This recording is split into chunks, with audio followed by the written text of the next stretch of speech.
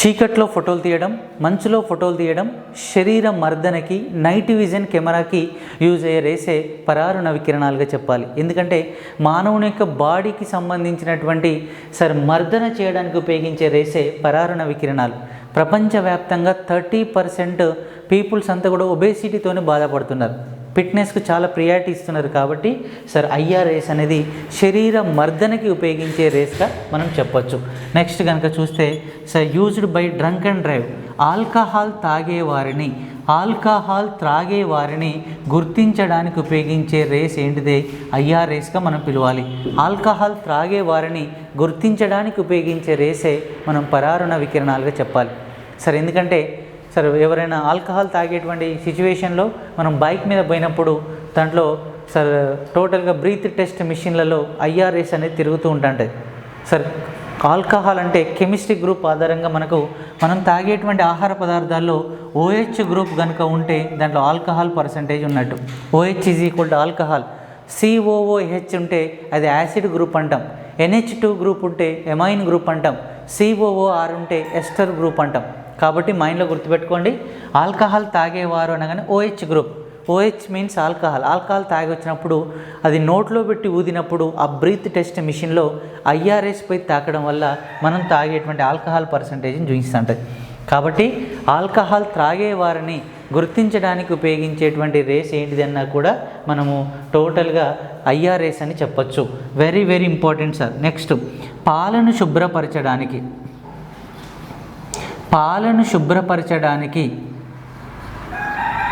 శుభ్రపరచడానికి ఉపయోగించే రేస్ ఏంటిదన్నా కూడా IRSగా పిలవచ్చు. ఎందుకంటే మార్నింగ్ ఫస్ట్ మన ఇంటికి పాలు రాగానే ఫస్ట్ మనం చేసేటువంటి వర్కే పాలలో ఉన్న బ్యాక్టీరియా కానీ వైరస్ని కానీ చంపేటువంటి కెపాసిటీ. కాబట్టి దాన్ని తీసుకుపోయి వేడి చేస్తాం. కాబట్టి వేడి చేయడం వల్ల మనకు లోపల ఉండేటువంటి బ్యాక్టీరియా వైరస్ అనేది చనిపోతూ ఉంటుంది. కాబట్టి గుర్తుపెట్టుకోవాలి. కాబట్టి వెరీ వెరీ ఇంపార్టెంట్. చీకట్లో ఫోటోలు తీయడం, ఆల్కహాల్ తాగేవారిని గుర్తించడం, మంచులో ఫోటోలు తీయడం, నైట్ విజన్ కెమెరా అండ్ పాలను శుభ్రపరచడానికి ఉపయోగించే రేసే పరారుణ వికిరణాలుగా చెప్పాలి. ఈ పరారుణ వికిరణాల యొక్క ముఖ్యమైన ప్రాపర్టీ ఇవిగా చెప్పాలి. రెండో ఆప్షన్ చూడండి. పరారుణ వికిరణాలను కనుక్కున్న గ్రేట్ సైంటిస్ట్ ఎవరు? ఆన్సర్ హర్షల్ అనేటువంటి సైంటిస్టు డిస్కవర్డ్ బై IRS. కాబట్టి అదృశ్య వికిరణాలు నిజ జీవితానికి చాలా ఇంపార్టెంట్గా వచ్చేటువంటి ఈ పరారుణ వికిరణాలను హర్షల్ అనే సైంటిస్ట్ కనుక్కున్నాడు. కాంతి వేగంతో ప్రయాణం చేస్తూ ఉంటాయి. వేడిగా ఉండే వస్తువుల నుంచి వచ్చే వికిరణాలే పరారుణ వికిరణాలు అంటాం. థర్మోఫైల్స్ ఆర్ బోలోమీటర్స్ అనే పరికరం ద్వారా మాత్రమే వీటిని సెట్ చేయవచ్చు. వీటి యొక్క వేవ్ లెంత్ అనేది 0.7 మ్యూమీటర్ల నుంచి 10 మ్యూమీటర్స్ మధ్య పనిచేసేటువంటిగా చెప్పచ్చు.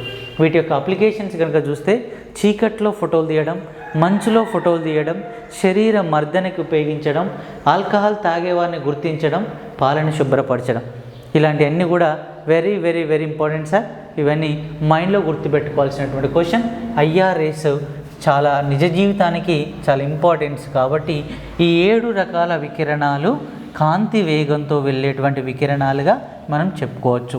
కాబట్టి అప్లికేషన్స్ అనేది ఎగ్జామ్ పాయింట్ ఆఫ్ వ్యూలో చాలాసార్లు అడుగుతుంది. కాబట్టి కొంచెం గుర్తుపెట్టుకోవాలి సార్. నెక్స్ట్ కనుక చూస్తే second ray name is X కిరణాలు మోస్ట్ ఇంపార్టెంట్ సార్. ఎక్స్ కిరణాలను తెలుగులో కూడా ఎక్స్ కిరణాలుగానే పిలుస్తాం సార్. ఎక్స్ కిరణాలను ఇంగ్లీష్లో ఎక్స్రేస్ ఆర్ ఎక్స్ కిరణాలుగా మనం పిలవచ్చు. దీంట్లో కనుక ఒకసారి ఆలోచిస్తే ఎక్స్ కిరణాలను కనుక్కున్న గ్రేట్ సైంటిస్ట్ 1895 సంవత్సరంలో జర్మనీ దేశానికి సంబంధించిన రాన్ జంట్ అనేటువంటి సైంటిస్టు ఎక్స్రేస్ను కనుక్కున్న గ్రేట్ సైంటిస్ట్గా చెప్పాలి. రాన్ జంట్ అనే సైంటిస్టు ఎక్స్రేస్ను కనుక్కున్న సైంటిస్ట్గా చెప్పొచ్చు. అంటే దీని మీనింగ్ చూడండి. రాన్ జంట్ అనే సైంటిస్ట్ ఎక్స్రేస్ను కనుక్కున్నాడు. ఈయనను కనుక్కున్నందుకు 1901 సంవత్సరంలో ప్రపంచంలో మొట్టమొదటి ఫిజిక్స్ నోబెల్ ప్రైజ్ని రాన్ జంట్ అనే సైంటిస్టు తీసుకున్నాడుగా మనం గుర్తుపెట్టుకోవాలి. 1901 సంవత్సరం నుంచి 2020 సంవత్సరం వరకు ఆల్రెడీ డిక్లేర్ చేశారు. కాబట్టి దాదాపు 126 20 సంవత్సరాల చరిత్ర ఈ నోబెల్ ప్రైజ్కు ఉంది. కాబట్టి గుర్తుపెట్టుకోండి, ప్రపంచంలో మొట్టమొదటి ఫిజిక్స్ నోబెల్ ప్రైజ్ గ్రహీత ఎవరు అంటే రాంజెంట్ అనే సైంటిస్ట్. మరి భారతదేశం మొదటి ఫిజిక్స్ నోబెల్ ప్రైజ్ గ్రహీత ఎవరు? Sir C V Raman. 1928 ఫిబ్రవరి 28వ తారీఖున అతడు కనుక్కున్న గ్రేట్ ఒక థీరం రామన్ ఎఫెక్ట్. ఈ రామన్ ఎఫెక్ట్ కనుక్కున్నందుకు 1930లో ఫిజిక్స్లో మొదటి నోబెల్ ప్రైజ్ భారతదేశం తరపున వచ్చింది. ఇలా భారతదేశం తరపున కూడా కాకుండా ఇంకో రికార్డు క్వశ్చన్ ఉంది. ఆసియాలో తొలి ఫిజిక్స్ నోబెల్ ప్రైజ్ గ్రహీత సర్ సివి రామన్, మన ఇండియన్ సైంటిస్ట్. ఆయన స్కాటరింగ్ ఆఫ్ లైట్, కాంతి పరిక్షేపణం పైన రీసెర్చ్ చేసి మనకు రామన్ ఎఫెక్ట్ అనే దాన్ని రీసెర్చ్ చేసినందుకు ఫిబ్రవరి 28వ తారీఖున కనుక్కున్నాడు. కాబట్టి ఆ కనుక్కున్న డేను భారతదేశంలో సైన్స్ డేగా జరుపుకుంటున్నాం. కాబట్టి వెరీ వెరీ ఇంపార్టెంట్. ఎక్స్ కిరణాలను 1895 జర్మనీ సైంటిస్ట్ అయిన రాంజెంట్ అనే సైంటిస్ట్ కనుక్కున్నాడు. 1901లో ఫిజిక్స్లో మొట్టమొదటిసారిగా నోబెల్ ప్రైజ్ వచ్చింది. రెండో ఆప్షన్ కనుక చూస్తే వెరీ వెరీ ఇంపార్టెంట్. మరి ఎక్స్ కిరణాల యొక్క వేగాన్ని గుర్తించండి. ఎక్స్ కిరణాల యొక్క వేగం కాంతి వేగంతో వెళ్తుంటాయి. ఎక్స్ కిరణాల యొక్క వేగం కాంతి వేగం సి అనే వర్డ్తో చూపిస్తాం. Answer c is equal 3 × 10⁸ metre per second వేగంతో వెళ్తుంటాయి. ఇవి కాంతి వేగంతో వెళ్తుంటాయి. కాబట్టి ఎక్స్ కిరణాల యొక్క వేగం కాంతి వేగంతో వెళ్తూ ఉంటాయి. ఓకేనా? మరి ఎక్స్ కిరణాలు ఎలా ఉత్పత్తి అవుతుంటాయి, ఎలా ప్రోడక్ట్స్ అవుతుంటాయి, ఎలా ఉత్పత్తి అవుతుంటాయి అనేటువంటి క్వశ్చన్ కనుక ఒకసారి చూస్తే, సార్ క్యాథోడ్ రేస్ని ఒకరోజు తీసుకున్నారు. సార్ క్యాథోడ్ రేస్ మీకు తెలుసు. క్యాథోడ్ రేస్ రుణధ్రువ కిరణాలని పిలుస్తాం. వీటిని క్యాథోడ్ రేస్ అంటాం. క్యాథోడ్ రేస్ను కనుక్కున్న జేజే థామ్సన్. క్యాథోడ్ రేస్ను కనుక్కున్న గ్రేట్ సైంటిస్ట్ జేజే థామ్సన్ అనే scientist discovered by cathode race. ఈ క్యాథోడ్ రేస్ను తీసుకొని ఒక భార లోహానికి తాకిచ్చేటట్టు చేశాడు సార్. బరువుగా ఉండేటువంటి లోహం ఇది భారలోహం. ఈ భారలోహాన్ని తీసుకొని దానికి తాకిచ్చేటట్టు చేశాడు. చేసినప్పుడు ఈ క్యాథోడ్ రేస్ పోయి ఈ భారలోహాన్ని తాకి అన్నీ దీనికి చొచ్చుకొని పోతాయి అనేటువంటి ఫీలింగ్లో అందరు ఉన్నారు సైంటిస్టులు అంతా. కానీ ఇవి ఈ భారలోహాన్ని తాకి కొన్ని కిరణాలు ఇలా రుజుమార్గంలో రావడాన్ని అబ్జర్వ్ చేశాడు. ఇవి కొత్త రేస్ రావడాన్ని అబ్జర్వ్ చేశాడు. కాబట్టి వీటికి ఏం రేస్ పెట్టాలని ఆలోచించి ఎక్స్ రేస్ అని పేరు పెట్టాడు. ఎక్స్లో ఎలాంటి మీనింగ్ లేదు sir, very very important sir. కాబట్టి క్యాథోడ్ రేస్ పోయి ఒక భారలోహాన్ని తాకడం వల్ల ఎక్స్ కిరణాలు ఉత్పత్తి అవుతాయని చెప్పి సార్ రాంజెంట్ అనే సైంటిస్ట్ కనుక్కున్నగా చెప్పొచ్చు. కాబట్టి ఫాదర్ ఆఫ్ క్యాథోడ్ రేస్లో ఉండేటువంటి మంచి చిన్న ఉపకణానికి ఎలక్ట్రాన్ అని పేరు పెట్టారు. మీకు తెలుసు కేంద్రక కణాలు 3 రకాలుగా వర్గీకరిస్తాం. Electron, proton, neutron. Electron is a J J Thomson, proton Goldstein, neutron James Chadwick. కాబట్టి ఎలక్ట్రాన్, ప్రోటాన్, న్యూట్రాన్ను కేంద్రకం లోపల ఉండేటువంటి 2 కణాలు ప్రోటాన్, న్యూట్రాన్. కేంద్రకం బయట తిరిగేది ఏకైక కణం ఎలక్ట్రాన్. ఈ ఎలక్ట్రాన్, ప్రోటాన్, న్యూట్రాన్ ఈ మూడింటి గురించి తెలిపేటువంటి నమూనానే పరమాణు నమూనా అంటాం.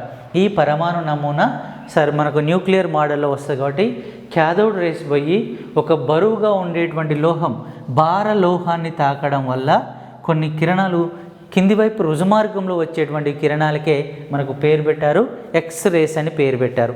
ఎక్స్లో ఎలాంటి మీనింగ్ లేదు.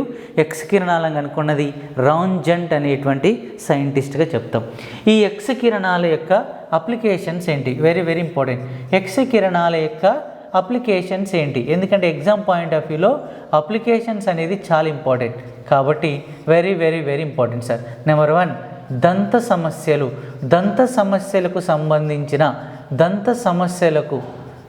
సమస్యలకు సంబంధించినటువంటి సరే ఏదైనా ప్రాబ్లం ఉంటే దంతాలను క్లీన్ చేసేటువంటి డెంటల్ ఇష్యూస్, దంత సమస్యలకు సంబంధించినటువంటి వాటిని క్లియర్ చేయడానికి ఎక్స్రేస్ను ఉపయోగిస్తారు. ఎవరికైనా టీత్ ప్రాబ్లం ఉన్నప్పుడు బ్యాక్టీరియా వల్ల కనుక, వైరస్ వల్ల కనుక పన్ను ఊడిపోయే ఛాన్స్ కనుక ఉంటే మనం డెంటల్ హాస్పిటల్లో పోయి అక్కడ ఉండేటువంటి ఎక్స్రేస్తోని ఆ పన్నును క్లీన్ చేసి ఆ మధ్యలో డెంటల్ ఇష్యూస్ని అంతా సెట్ చేస్తుంటారు. కాబట్టి దంతాలకు సంబంధించినటువంటి ఏదైనా ప్రాబ్లం కనుక ఉంటే ఎక్స్ కిరణాల ద్వారా సెట్ చేస్తారు. సార్ మర్చిపోదు ఒక్కటే మైండ్లో గుర్తుపెట్టుకోండి సార్, బాడీకి సంబంధించిన ఏ క్వశ్చన్ వచ్చినా ఎక్స్రే, వెయిట్కి సంబంధించిన ఏ క్వశ్చన్ వచ్చినా ఐఆర్ఎస్, చీకట్లో ఫోటోలు తీయడం ఐఆర్ఎస్, ఆల్కహాల్ తాగేవాని గుర్తించడం ఐఆర్ఎస్, శరీర మర్దన ఐఆర్ఎస్, ఇలాంటి క్వశ్చన్. ఇప్పుడు దీంట్లో కనుక వస్తే డెంటల్ ఇష్యూస్, దంత సమస్యలకు సంబంధించినటువంటి ఇష్యూస్ని క్లీన్ చేయడానికి, క్లియర్ చేయడానికి వీటిని ఉపయోగిస్తాం సార్. రెండవది ఎముకల పగుళ్ళను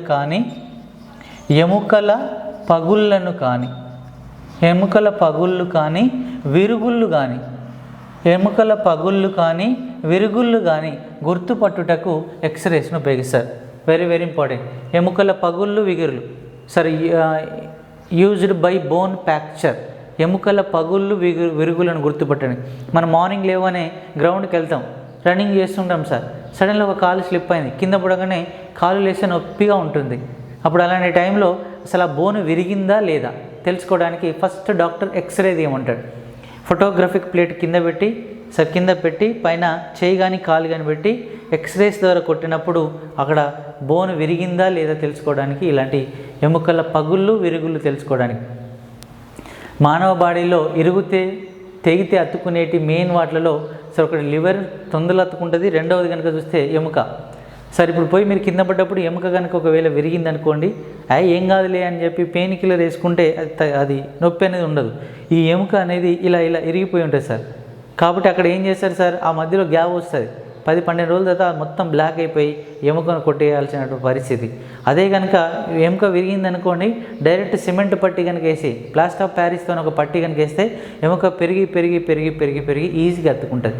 కాబట్టి సార్ మన ఎముక అనేది విరిగిందా, ఏదైనా ప్రాబ్లం అయ్యిందా, కాబట్టి ఎముకల పగుళ్ళు, విరుగులను గుర్తుపట్టుకోవడానికి ఎక్స్రేస్ను మనం ఉపయోగిస్తాం. Very very important sir. Sir మూడవది కనుక ఒకసారి చూస్తే most important question, latest updated. దొంగ రవాణా చేసేటువంటి వ్యక్తులను గుర్తించుటకు ఉపయోగించే రేసే ఎక్స్రేస్గా చెప్పాలి. దొంగ రవాణా చేసేటువంటి వ్యక్తులను గుర్తించుటకు ఉపయోగించే రేసే ఎక్స్రేస్గా చెప్పాలి.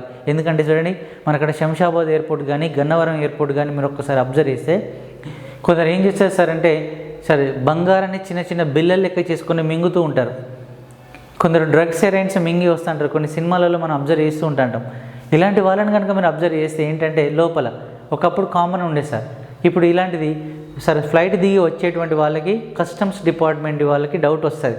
వచ్చినప్పుడు లోపలికి ఏం చేస్తారు సార్, లోపలికి తీసుకువెళ్ళి వాళ్ళకు బేరియం సల్ఫేట్ అనే లిక్విడ్ బయట దొరుకుతుంది సార్. ఇది BaSO4, ఇది బేరియం మీల్స్ అని పిలుస్తాం. బేరియం సల్ఫేట్ అనేటువంటి లిక్విడ్, దాన్ని 2 మూతలు తాగించగానే, గ్లాసులో పోసి తాగించగానే ఆ బాడీ అంతా క్లీన్ అవుతుంది. తీసుకుపోయి ఇలా పెట్టేసి పొట్టలకెళ్ళి ఎక్స్రేస్ కొట్టగానే ఈ పొట్టలో ఏదైతే పార్ట్స్ ఉన్నాయో అవి LED స్క్రీన్ పైన కనపడుతుంటాయి. నువ్వు బేరియం సల్ఫేట్ అనేటువంటి లిక్విడ్ తాకుంటే నీ పొట్టలో ఏముందో కూడా గుర్తుపట్టలేరు. కాబట్టి ఎక్స్రేస్ను పంపించి లోపల పొట్టలో దాచుకునేటువంటి సిచ్యువేషన్ని గుర్తుపట్టేటువంటి technology sir, used by customs department. అంటే కస్టమ్స్ డిపార్ట్మెంట్ ఏం చేస్తారు, దొంగ రవాణా చేసేటువంటి వాళ్ళని గుర్తుపడుతూ ఉంటారు. కాబట్టి దొంగ రవాణా చేసేటువంటి వ్యక్తులను గుర్తించుటకు ఎక్స్రేస్ను వాడుతుంటారు. ఎముకల పగుళ్ళు, విరుగుళ్ళు, దంత సమస్యలు, దొంగ రవాణా చేసేటువంటి వ్యక్తులను గుర్తించడానికి ఇలాంటి వాటిని ఉపయోగిస్తాం. నెక్స్ట్ కనుక చూస్తే అణువుల ఆకృతిని తెలుసుకోవడానికి ఉపయోగించే వాటిలలో మనం ఎక్స్రేస్ను ఉపయోగిస్తాం. సరే, మీన్స్ డైమండ్ ప్యూరిఫికేషన్. డైమండ్స్ అనేది పర్ఫెక్ట్గా ఆకృతిలో ఉన్నాయా లేవా సార్. స్వచ్ఛమైన డైమండ్ భూమిలో దొరుకుతుంటుంది. డైమండ్ అనేది ఒక కార్బన్ ప్రోడక్ట్, కార్బన్ రూపాంతరం. 150 మిలియన్ సంవత్సరాలకు పైగా భూమి లోపల కనుక కార్బన్ కనుక అలానే ఉంటే అది డైమండ్గా తయారయ్యే ఛాన్స్ ఉంటుంది. ఆ డైమండ్ చతుర్ముఖి ఆకృతిని కలిగి ఉంటుంది, చార్. ఎందుకంటే sir diamonds is a carbon product, carbon atomic number 6. దీని యొక్క వ్యాలెన్సీ ఎలక్ట్రాన్లు కనుక చూస్తే ఎలక్ట్రానిక్ కాన్ఫిగరేషన్, ఎలక్ట్రాన్ విన్యాసం రాస్తే 1s2 2s2 2p2 అని రాసినాం సార్. 1s ఆర్బిటాల్ పూర్తిగా నిండింది, 2s ఆర్బిటాల్ నిండింది, p ఆర్బిటాల్లో 6 ఉండాలి. కాబట్టి 6 నిండలే, కాబట్టి ఇది 2 సమశక్తి స్థాయి, కాబట్టి 2 + 2 = 4, కాబట్టి 4. కార్బన్ యొక్క వ్యాలెన్సీ ఎలక్ట్రాన్ల సంఖ్య నెంబర్ 4 సార్. కాబట్టి 4తోని ఒక చతుర్ముఖి ఆకృతిని కలిగి ఉంటుంది. కాబట్టి డైమండ్ కార్బన్ కాబట్టి స్వచ్ఛమైనటువంటి కార్బన్ డైమండ్ అది పగుళ్ళు అనేది ఏం ఉండదు సార్, న్యాచురల్గా ఉంటుంది, చాలా కాస్ట్గా ఉంటుంది. అలాంటిది ఈ మధ్యలో సార్ ఫ్యాక్టరీలలో కూడా చిన్న చిన్న డైమండ్స్ తయారు చేస్తున్నారు, మనం కంటితో చూసి గుర్తుపట్టలేం. అలా తీసుకుని వచ్చినాం అనుకోండి, డైమండ్ కనుక పగిలిపోతే చాలా ప్రాబ్లం అవుతుంది. ఎప్పుడైతే డైమండ్స్ తీసుకున్నామో ఎక్స్రేస్ ద్వారా చూసి టెస్ట్ చేసి ఆ డైమండ్లో ఉండేటువంటి ఆకృతులు, పగిలిన ఆకృతులు అవి అన్ని టెస్ట్ చేసి క్లీన్ చేస్తుంటారు. కాబట్టి అణువుల ఆకృతిని తెలుసుకోవడానికి ఉపయోగించే రేస్ ఏంటి అన్నా కూడా మనం ఎక్స్రేస్ను వాడాలి sir. Sir used by CT scan, CT స్కాన్లో ఉపయోగించే రేస్ ఏంటిదన్నా కూడా మనం ఎక్స్రేస్ను ఉపయోగించాలి. చాలా మన హాస్పిటల్ పోగానే ఫస్ట్ మనకు వచ్చేటువంటి ఒకటే ఒక టాపిక్ సార్ ఏంటంటే ఎవరైనా అడుగుతారు సిటీ స్కాన్ అంటారు. సరే ఏదైనా సిటీ స్కాన్ చేయించడం అంటారు. CT scan means abbreviation of CT. C means computed, computed అంటాం. T means tomography. ట్రోమోగ్రఫీ అంటే వెరీ వెరీ ఇంపార్టెంట్. మెదడులో చిన్న చిన్న కంతులను అధ్యయనం చేసే, బ్లడ్ క్లాట్స్ని అధ్యయనం చేసే శాస్త్రాన్ని ట్రోమోలజీ అని పిలుస్తాం.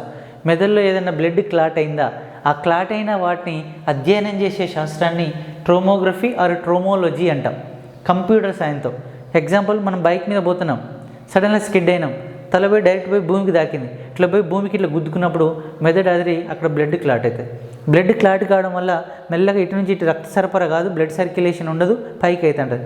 ఎప్పుడైతే బ్లడ్ సర్క్యులేషన్ కాదో సార్ కోమాలోకి వెళ్ళిపోతారు. సార్ గుర్తుపెట్టుకోండి, ఎవరైనా కోమాలోకి వెళ్ళిపోయిండ్రు అంటే పక్క మెదడులో బ్లడ్ క్లాట్ అయింది కాబట్టి కోమం. మళ్ళీ ఇంకోటి ఏంటంటే లెఫ్ట్ సైడ్ బ్లడ్ క్లాట్ అయితే రైట్ సైడ్ పెరాలసిస్ వస్తుంది, రైట్ సైడ్ కనుక బ్లడ్ క్లాట్ అయితే లెఫ్ట్ సైడ్ పెరాలసిస్ వస్తుంది. డాక్టర్ దగ్గర పోగానే ఫస్ట్ సిటీ స్కాన్ చేయమంటాడు. మెదడులోకి వెళ్ళి ఎక్స్రేస్ని పంపించి ఆ బ్లడ్ క్లాట్ అయినటువంటి దాన్ని రీసెర్చ్ చేస్తాడు. చేసి ఒకవేళ కనుక తగ్గే ఛాన్స్ ఉంటే 2 ఇంజెక్షన్ లేగానే ఆ బ్లడ్ క్లాట్ అంతా వెళ్ళిపోయి మళ్ళీ రక్త సరఫరా జరుగుతుంటుంది. సారు కోమా నుంచి బయటకు వచ్చే ఛాన్స్ ఉంటుంది. కాబట్టి మానవ మెదడే, మైండే చాలా ఇంపార్టెంట్. కాబట్టి మెదడులో ఏదైనా బ్లడ్ క్లాట్స్, ఏదైనా దెబ్బ తాకిందా అనేటువంటి వాటిని సెర్చ్ చేయడానికి సిటీ స్కాన్లలో ఉపయోగించేటివన్నీ కూడా ఎక్స్రేస్ సార్. ఈ సిటీ స్కాన్లో ఉపయోగించేది ఎక్స్రేస్ కాబట్టి ఈ ఎక్స్రేస్ను 2 రకాలుగా వర్గీకరిస్తాం సార్. ఈ ఎక్స్రేస్ను 2 టైప్స్గా సెట్ చేస్తారు. ఎందుకంటే చాలా ప్రాబ్లం సార్. ఎముకలకు వెళ్ళిపోయేటువంటి ఎక్స్రేస్ మెదడులకు వెళ్ళిపోతే ప్రాబ్లం కదా. ఎముక అనేది చాలా దళసరి భాగం. ఎముకలకు వెళ్ళిపోయేటువంటి ఎక్స్రేస్ మెదడులకు వెళ్ళిపోతే చిన్న చిన్న న్యూరాన్స్ ఉంటాయి, ఏదైనా కట్ అయిపోతే ప్రాబ్లం అని చెప్పి ఈ ఎక్స్రేస్ను 2 రకాలుగా సెట్ చేస్తారు. నెంబర్ 1 ఒకటి సార్ కఠినెక్స్ కిరణాలని, హార్డ్ ఎక్స్ కఠినెక్స్ కిరణాలని. రెండవది మృదుయక్స్ కిరణాలని. మృదుయక్స్ కిరణాలు అండ్ కఠినెక్స్ కిరణాలని 2 రకాలుగా మనం వర్గీకరించవచ్చు. అంటే ఎగ్జాంపుల్ ఒక్కసారి చూడండి సార్. ఇక్కడ తల భాగంలో ఏదైనా దెబ్బ తాకింది అనుకోండి, సాఫ్ట్ ఎక్స్రేస్ని పంపిస్తారు. బాడీ నుంచి కింది భాగంలో ఏదైనా ప్రాబ్లం జరిగిందనుకోండి, దానికి హార్డ్ ఎక్స్ని ఉపయోగిస్తారు. కాబట్టి గుర్తుపెట్టుకోండి, కఠినెక్స్ ఓన్లీ బాడీ, మృదుయక్స్ అంటే లో ఫ్రీక్వెన్సీ అండ్ హై ఫ్రీక్వెన్సీ. లో ఫ్రీక్వెన్సీ అండ్ హై ఫ్రీక్వెన్సీ ద్వారా సెట్ చేస్తుంటాం కాబట్టి ఈ మృదుయక్స్ అండ్ కఠినెక్స్ ద్వారా సెట్ చేస్తాం. అంటే చూడండి, ఈ కఠినెక్స్ కిరణాలతో చేసేటువంటి ఎప్పుడైనా మానవ శరీరం బాడీకి ఏదైనా ప్రాబ్లం అయితే చేసేది కఠినెక్స్ కిరణాలు. మృదుయక్స్ కిరణాలు ఎప్పుడైనా మైండ్కి చేస్తాం సార్, మెదడుకి చేస్తాం, మెదడుకి చేస్తాం. ఈ మృదుయక్స్ కిరణాలతో చేసే శస్త్రచికిత్సను ఏమంటారు, ఆ ట్రీట్మెంట్ని ఏమంటారు, ఆ నిర్ధారణ. మృదుయక్స్ కిరణాలతో చేసే రోగ నిర్ధారణను మెడికల్ పరిభాషలో వెరీ వెరీ ఇంపార్టెంట్ రేడియోగ్రఫీ అని చదువుతారు సార్. రేడియోగ్రఫీ అనేది మృదుయక్స్ కిరణాల ద్వారా చేసేటువంటి రోగ నిర్ధారణ. మృదుయక్స్ కిరణాలతో చేసేటువంటి రోగ చికిత్సను ఏమని పిలుస్తారు, రోగ చికిత్సను రేడియోథెరపీ అని పిలుస్తారు. రేడియోథెరపీ అని పిలుస్తాం సార్. కాబట్టి very very very important sir. దంత సమస్యలు, డెంటల్ ఇష్యూస్, ఏదైనా దంత సమస్యలకు సంబంధించి ఎముకల పగుళ్ళు విరుగులు చూయించి దొంగ రవాణా చేసేటువంటి వ్యక్తులను, అణువుల ఆకృతులను సిటీ స్కాను, రేడియోథెరపీ, రేడియోగ్రఫీ ఇవన్నిటిని సెట్ చేయడానికి ఉపయోగించేదంతా కూడా ఎక్స్రేస్కి ఉపయోగిస్తాం సార్. వేడికి సంబంధించిన క్వశ్చన్ పరారుణ వికిరణాలు అయితే, బాడీకి సంబంధించిన క్వశ్చన్ ఎక్స్రేస్గా మనం గుర్తుపెట్టుకోవాలి. ఎక్స్రేస్ అనేది మానవుని యొక్క బాడీకి చాలా ఇంపార్టెంట్ సార్. సీరియల్గా 8 సంవత్సరాల నుంచి ఎక్స్రేస్ అడుగుతున్నాడు అంటే ఒకసారి మీరు అర్థం చేసుకోవడానికి ప్రయత్నం చేయవచ్చు. ఎందుకంటే చూడండి సార్, సార్ ఇప్పుడు చూడండి, మానవ శరీరం పైన అంటే మీన్స్ ఒక సైన్స్ అనేది మానవునికి ఎలా ఉపయోగపడుతుంది, సైన్స్ అండ్ టెక్నాలజీ అనేది హ్యూమన్ బాడీకి ఎలా యూజ్ అవుతుంది, అప్లికేషన్. కాబట్టి నిజ జీవితానికి వచ్చేటువంటి అప్లికేషన్స్ చాలా ఇంపార్టెంట్. కాబట్టి చూడండి సరే, డెంటల్ ఇష్యూస్, దంత సమస్యలు చాలా ఇంపార్టెంట్, ఎముకలు చాలా ఇంపార్టెంట్.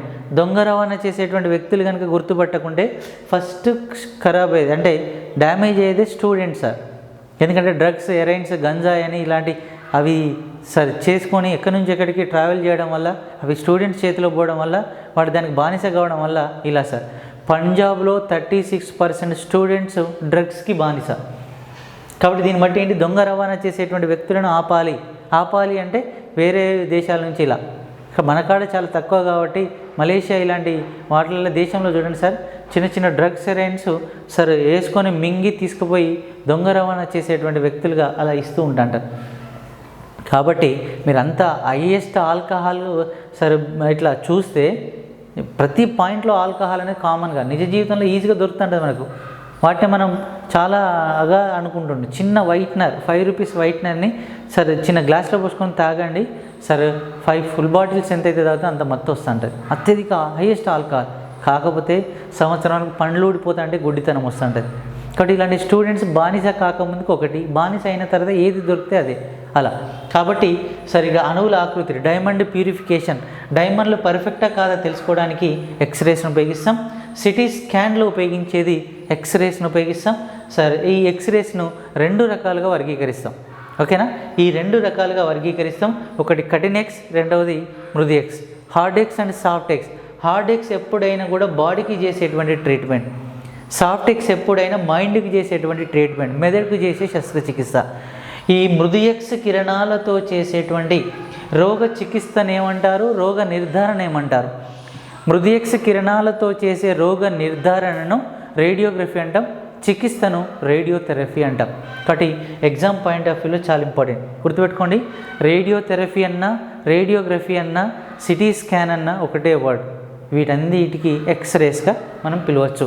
ఎక్స్రేస్ యొక్క వెలాసిటీ ఎంత, speed of light c = 3 × 10⁸ metre second. X కిరణాలను కనుక్కున్నది రాంజెంట్ అనేటువంటి సైంటిస్ట్గా మనం చెప్పొచ్చు. మరి పరారుణ వికిరణాలను కనుక్కున్నది ఎవరు సార్ అంటే హర్షల్ అనేటువంటి సైంటిస్టు ఎక్స్ కిరణాలను కనుక్కున్న సైంటిస్ట్గా చెప్పొచ్చు. సార్ ఇక్కడ గుర్తుపెట్టుకోండి, ఈ ప్రపంచంలో మొట్టమొదటి ఫిజిక్స్ నోబెల్ ప్రైజ్ గ్రహీత ఎక్స్ కిరణాలను కనుక్కున్న రాంజెంట్ అనేటువంటి సైంటిస్ట్కు ఇవ్వడం జరిగింది. కాబట్టి చాలా మోస్ట్ ఇంపార్టెంట్ ఎక్స్రేస్. బాడీకి సంబంధించిన ఏ క్వశ్చన్ వచ్చినా కూడా మీరు ఎక్స్రేస్గా గుర్తుపెట్టుకోవాలి. రెండవది సార్, వేడికి సంబంధించినటువంటి ఏ క్వశ్చన్ వచ్చినా కూడా మనం ఏం చేయాలి సార్ అనేది అది ఐఆర్ఎస్గా గుర్తుపెట్టుకోవాలి. పరారుణ, వీటన్నిటిపైన క్వశ్చనింగ్ విధానం ఎలా ఉంటుంది, ఒక మ్యాచ్ ఆఫ్ ఫాలోయింగ్ అనేది రాస్తున్నా. ఇది group A and group B రాస్తున్నా. Group A and group B ఇలాంటి క్వశ్చన్స్ చాలా ఎగ్జామ్ పాయింట్ ఆఫ్ వ్యూలో చాలాసార్లు అడుగుతున్నాడు. కాబట్టి ఒక్కసారి కనుక చూస్తే ఫస్ట్ది పరారుణ వికిరణాలు అని రాసా. పరారుణ వికిరణాలు ఓకేనా. రెండవది ఎక్స్ కిరణాలు. నెంబర్ 3 సార్, అతి నిలలోహిత వికిరణాలు. Very very important sir. Next father of laser అనేటువంటిది సార్. లేజర్ అనేటువంటిది ఎవరు కనుక్కున్నారు, రీసెర్చ్ ఆఫ్ లేజర్. మరి భారతదేశంలో, ప్రపంచంలో రాడార్ అనే టెక్నాలజీని ఎవరు ఇంట్రడ్యూస్ చేశారు. ఇప్పుడు ఈ మధ్యలో అడిగినటువంటి క్వశ్చన్స్ అన్నీ చాలా ఇంపార్టెంట్. మరి సోనార్ అనేటువంటి టెక్నాలజీని కనుక్కున్న గ్రేట్ సైంటిస్ట్ ఎవరు. నెక్స్ట్ సార్ పాజిట్రాన్, క్యాన్సర్ వ్యాధిలో ఉపయోగించేటువంటి పాజిట్రాన్ అనేటువంటి దాన్ని ఇంట్రడ్యూస్ చేసిన వరల్డ్ ఫస్ట్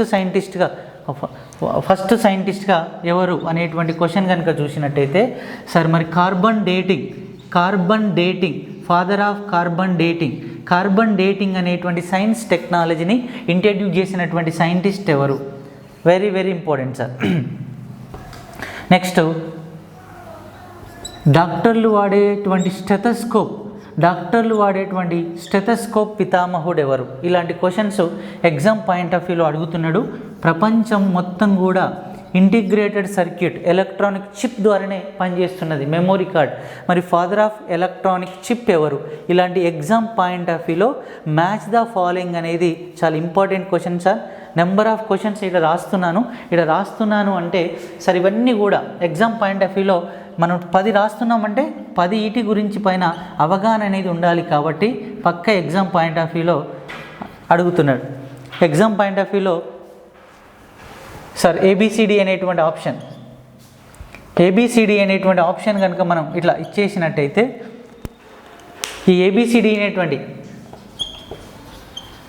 వీటికి నేను ఆప్షన్ బి సైడ్ రాస్తున్నాను. ఇవి చాలా ఇంపార్టెంట్గా మనం చెప్పొచ్చు. ఓకేనా? ఒక చెప్పేస్తే ఒకసారి చూడండి సార్. చార్లెస్ హెచ్ టౌన్స్ అని ఒక క్వశ్చన్ రాశాను సార్. రాబర్ట్ వాట్సన్ అనేటువంటి ఒక సైంటిస్ట్ నేమ్ రాశాను. లిబ్బీ అనేటువంటి ఒక సైంటిస్ట్ రాశాను. కిల్బీ అనేటువంటి ఒక సైంటిస్ట్ రాశాను. హర్షల్ అనేటువంటి ఒక సైంటిస్ట్, మెయిన్ సైంటిస్ట్కి చెప్పాను. రాంజెంట్ అనేటువంటి గ్రేట్ సైంటిస్ట్, ఒక రాంజెంట్ అనేటువంటి సైంటిస్టు. నిక్సన్ అనేటువంటి ఒక సైంటిస్ట్ను మనం రాసుకున్నాం. నెక్స్ట్ రిట్టర్ అనేటువంటి గ్రేట్ సైంటిస్ట్ సార్. 2019 సివిల్స్ ఎగ్జామ్లో అడిగిన question sir. Father of UV rays, అతి నీలలోహిత వికిరణాలను కనుక్కున్న గ్రేట్ సైంటిస్ట్ ఎవరు అనే క్వశ్చన్ అడిగాడు. నెక్స్ట్ అండర్సన్ అనేటువంటి ఒక గ్రేట్ సైంటిస్ట్ పేరు రాశాను. నెక్స్ట్ లిన్నెక్ అనేటువంటి scientist sir. Match the following sir. ఎప్పుడైనా ఇలా నేర్చుకోవడం వల్ల ఇప్పుడు మన సైంటిస్టుల గురించి డిస్కషన్ అవుతుంది కాబట్టి వీటిపైన డిస్కషన్ చేస్తే ఎగ్జామ్ పాయింట్ ఆఫ్ వ్యూలో పరారుణ వికిరణాలను కనుక్కున్న గ్రేట్ సైంటిస్ట్ హర్షల్ అనే సైంటిస్ట్ సార్. మోస్ట్ ఇంపార్టెంట్, వేడికి సంబంధించిన ఏ క్వశ్చన్ వచ్చినా కూడా హర్షల్. ఎక్స్ కిరణాలను కనుక్కున్న గ్రేట్ సైంటిస్ట్ రాంజెంట్ అనేటువంటి సైంటిస్ట్గా చెప్పొచ్చు. రాంజెంట్ డిస్కవర్డ్ బై ఎక్స్రేస్ని కనుక్కున్నది రాంజెంట్ సార్. ఇంతకుముందు చెప్పుకున్న ఎముకల పగుళ్ళు విరుగుళ్ళు, దొంగ రవాణా చేసే వ్యక్తులు, అణువుల ఆకృతులు, సిటీ స్కాన్ అంతా ఎక్స్రేస్. అతి నీలలోహిత వికిరణాలను కనుక్కున్న గ్రేట్ సైంటిస్ట్ రిట్టర్ అనే సైంటిస్ట్ కనుక్కున్నాడు. A light amplification by stimulated emission of radiation, laser అనే టెక్నాలజీని కనుక్కున్న great scientist Charles H Townes అనే సైంటిస్ట్. ఆకాశంలో వెళ్ళేటువంటి విమానాలకు పనిచేసే టెక్నాలజీ రాడార్ అనే టెక్నాలజీని కనుక్కున్నది రాబర్ట్ వాట్సన్ అనే సైంటిస్టు రాడార్ అనే టెక్నాలజీ. సముద్రంలో పోయేటువంటి సముద్రం లోతు, సముద్రంలో మునిగిపోయిన వస్తువులు, సముద్రంలో వచ్చేటువంటి చేపల గుంపులు, ఈ సోనార్ అనే టెక్నాలజీ కనుక్కున్నది నిక్సన్ అనేటువంటి సైంటిస్ట్గా చెప్పొచ్చు. Father of sonar Nixon. Cancer వ్యాధిలో ఉపయోగించేటువంటి కీమోథెరపీలో ఉపయోగించేటువంటి సార్ పాజిట్రాన్ అనేటువంటి దాన్ని రీసెర్చ్ చేసినటువంటి great scientist Anderson. Father of positron is Anderson. Cancer last stage వచ్చినప్పుడు ఈ పాజిట్రాన్తో ట్రీట్మెంట్ చేస్తారు. ఒకవేళ ఓకే అయితే ఓకే, లేకపోతే చాలా ప్రాబ్లం అయ్యే ఛాన్స్ ఉంటుంది. ఫాదర్ ఆఫ్ కార్బన్ డేటింగ్, శిలాజాల వయసును తెలుసుకునే పద్ధతిని కార్బన్ డేటింగ్ అంటాం. కార్బన్ డేటింగ్ లిబ్బీ అనే సైంటిస్ట్ కనుక్కున్నాడు. Father of carbon dating is Libby. డాక్టర్లు వాడే స్టెథోస్కోప్ ధ్వని పరావర్తనం అనే సూత్రం ఆధారంగా పనిచేసే ఈ స్టెథోస్కోప్ను లిన్నెక్ అనేటువంటి సైంటిస్ట్ కనుక్కున్నాడు. Father of stethoscope Laennec. మనం వాడేటువంటి ఇంటిగ్రేటెడ్ సర్క్యూట్, దీన్ని ఎలక్ట్రానిక్ చిప్, మెమొరీ కార్డ్. ఈ మెమొరీ కార్డు పితామహుడు జాన్ కిల్బీ అనేటువంటి సైంటిస్టు ఫాదర్ ఆఫ్ ఐసీగా పిలవాలి. IC is equal to sir integrated circuit. Father of integrated circuit John Kilby అనేటువంటి సైంటిస్ట్గా మనం మాట్లాడుతున్నాం. కాబట్టి విద్యుదేస్కంద వర్ణపటంలో 7 రకాల వికిరణాలు కాంతి వేగంతో వెళ్తూ ఉంటాయి. ఈ కాంతి వేగం c ఈజ్ ఈక్వల్ 3 × 10⁸ మీటర్/సెకండ్. కాబట్టి ఫస్ట్ ఇది పరారుణ వేడికి సంబంధించిన ఇంటిమేషన్ హర్షల్ అనే సైంటిస్ట్ కనుక్కున్నాడు. సెకండ్ ఎక్స్రేస్ రాంజెంట్ అనే సైంటిస్ట్.